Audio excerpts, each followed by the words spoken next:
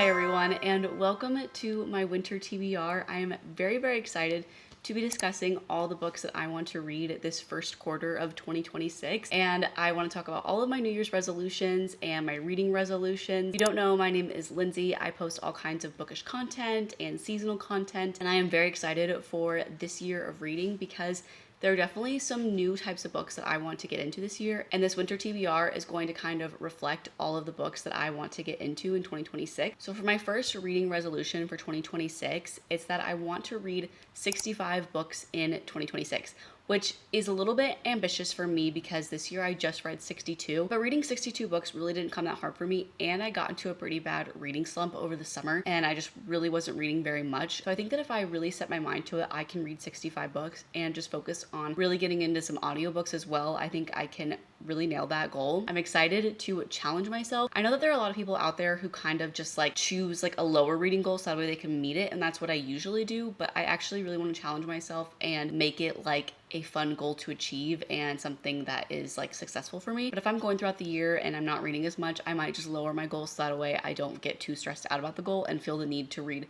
a whole bunch of like short books or novellas when I really want to read some like longer hitting books. So that's the goal, 65 books. I hope that I can get to it. And then my other reading goal is to dive out of my normal genres. Definitely still want to stick to my normal genres and have like the things that I love to read. But this winter TBR is really going to reflect that I want to kind of dive into some other genres, but also stick to my romance and fantasy romance books that I know and love. And so I just really want to try to read some other books and get to know some other genres. But other than that, like I still want to stick to reading some really good romance and fantasy romance. I just find that sometimes when I just stick to romance and I just stick to fantasy romance, I'm reading books that I really don't even like. I'm just reading them because they're in the genre that I like, and I want to read more high quality romance, high quality fantasy romance, but then also reading outside of my genre. So just like being more careful about the books that I pick in my normal genres, and then reading the best of these other genres that I am excited to read about, which the ones that I'm kind of like looking into and diving more into this year are historical fiction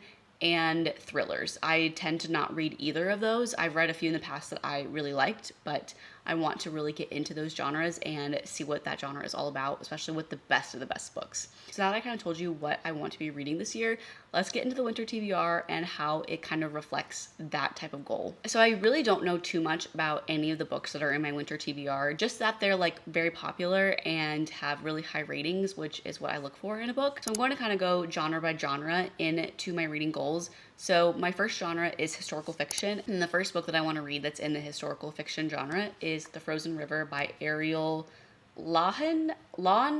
I'm not for sure how to say her last name, but this book I literally see everywhere, and obviously it's called The Frozen River, so I feel like wintertime is just the most perfect time to be reading this book. I know that this is a historical fiction plus a thriller, which definitely will help me dive into more of those genres that I want to get into. So this is based in Maine in 1789, and it's about this midwife who has to basically, I think, do an autopsy on a body that is in the frozen river, and they have to like dig up the body, figure out what happened, and I'm pretty sure it's like a murder that happened or something like that. But what I've been seeing is that this book really kind of dives into like male-female dynamics and how kind of males dominate females at this time and how this woman kind of overcomes that. So I'm very interested in this book and I cannot wait to read it. I think this might be my first read of 2026, and I've seen so many people rate this book 5 stars, so I hope that I feel the same way. The next book that I have is The Nightingale by Kristen Hanna. I actually own this book and I have no idea where it's at, but I also own it on my Kindle, so I'm probably gonna have to read it on my Kindle this winter season. But this is another historical fiction. I know it's based in World War II times in Europe about these two sisters and kind of just like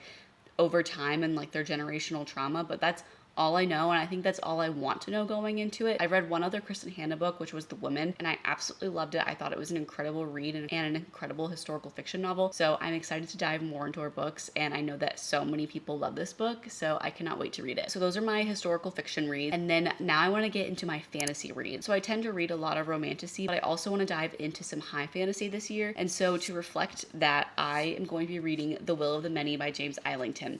This is a thick book, and I also own the second book as well, which is honestly I think a little bit shorter, but I'm very excited to be reading these two books. I've heard nothing but amazing things about The Will of the Many, and I really don't know that much going into it, besides the fact that I think it's about this boy who has these powers and he goes to this academy and he is kind of like a spy in the academy is what I think. But obviously there is so much more to be discovered in this book. I am a little bit intimidated by this book because there is a very large glossary in the back. What I've seen people say is that you should download the audiobook with this, so that way you can kind of learn the words and read along with the audiobook. So that's definitely what I'm going to be doing, and hopefully I can get to both of these in the winter time because I just feel like they're really good winter reads to cozy up with.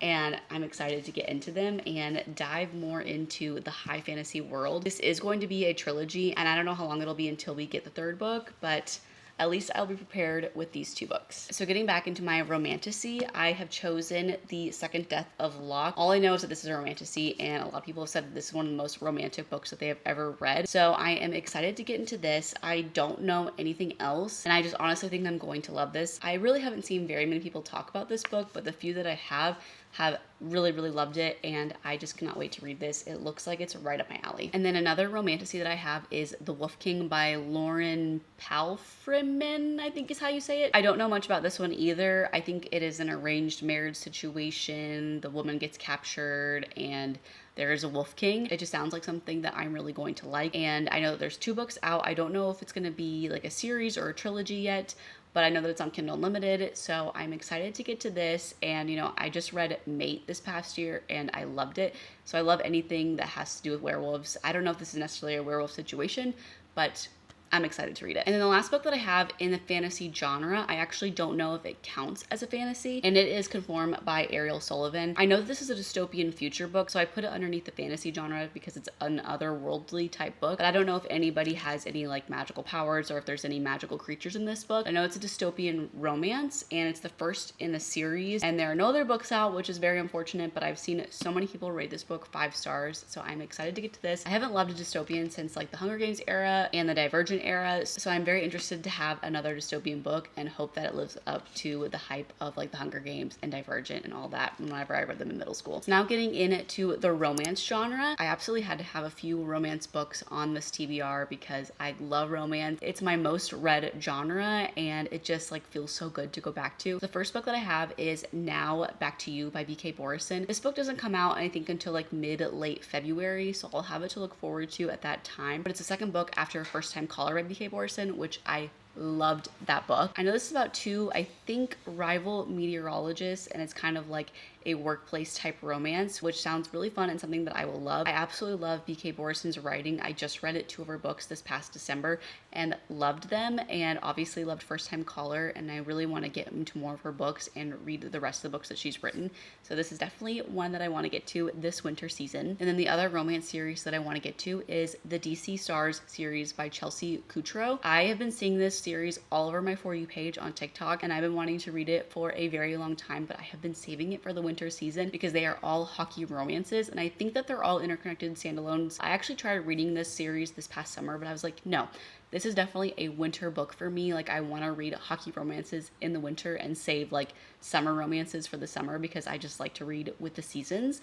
And I am very excited to get into this series. I know that it's fun and spicy and just all around really cute.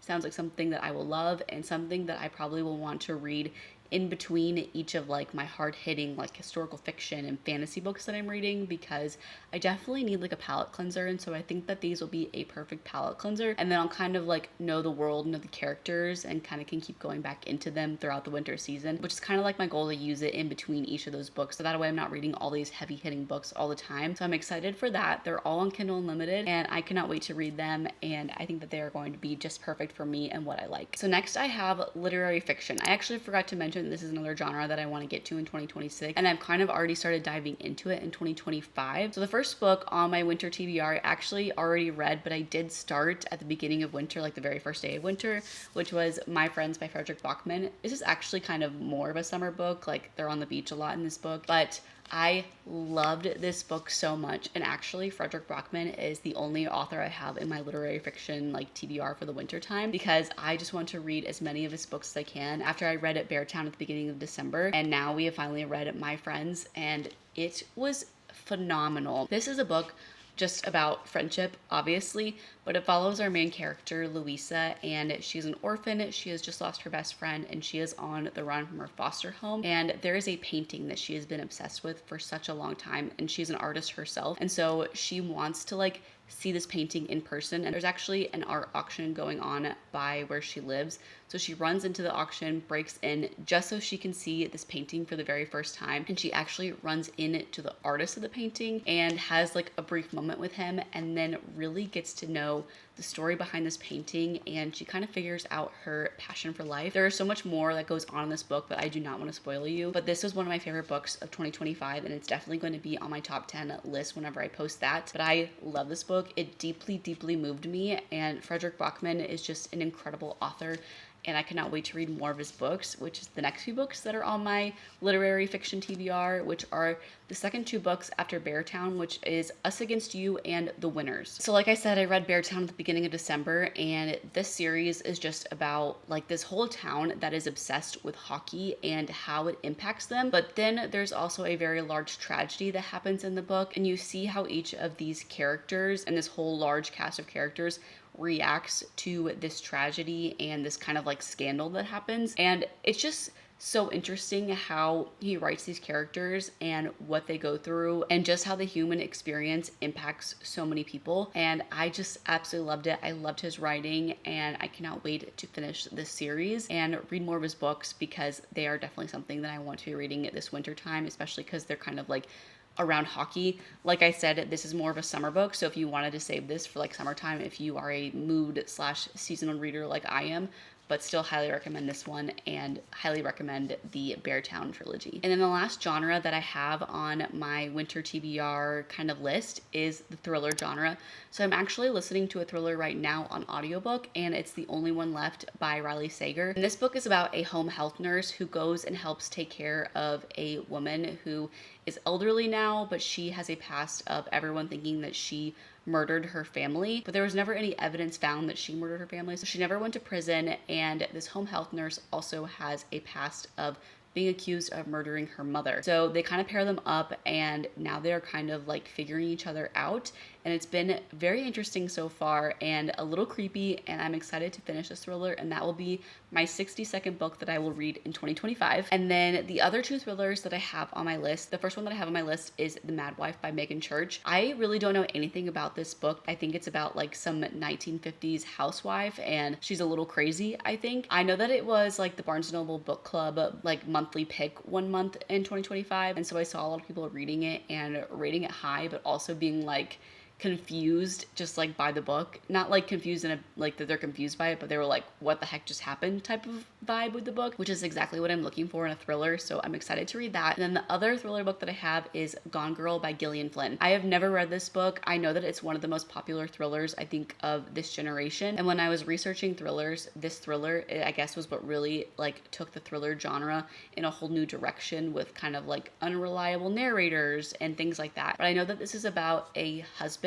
and his wife and child go missing, and it's kind of like his journey to find them. And I'm assuming that maybe he might be a little bit involved as well, but we will see when we read it. And I'm excited to dive more into the thriller genre and kind of read other thriller books that maybe aren't as popular right now in the moment, but like thriller books that were popular like 10, 12 years ago. So that's my winter TBR. Those are all the books that I am hoping to get to by the end of March, whenever winter ends, and then we'll do our spring TBR. But I'm excited to get into all these. I'm excited to be reading more genres and really just expanding my reading taste. Thank you so much if you are still here. Please subscribe if you like bookish content, and I will see you guys in the next video. Bye!